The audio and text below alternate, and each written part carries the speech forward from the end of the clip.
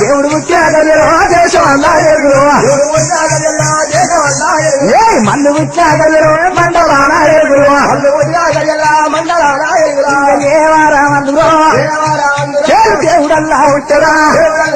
చేలు పుట్టింది పురారము ఇక కోరిందే అధికారము చెల్లు కోరికల్లా దేవుడే చెల్లు కోరినొక్క మల్లుగా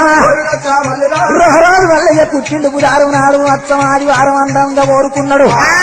చక్కని మల్లయ్య కరుణాల కంది కళ్ళం లోపల ఎప్పుడు పుట్టను కనియాలపురి పట్లాని నా కడ ఎలుగులు కళ్ళబడ్డాయి యోలోకులా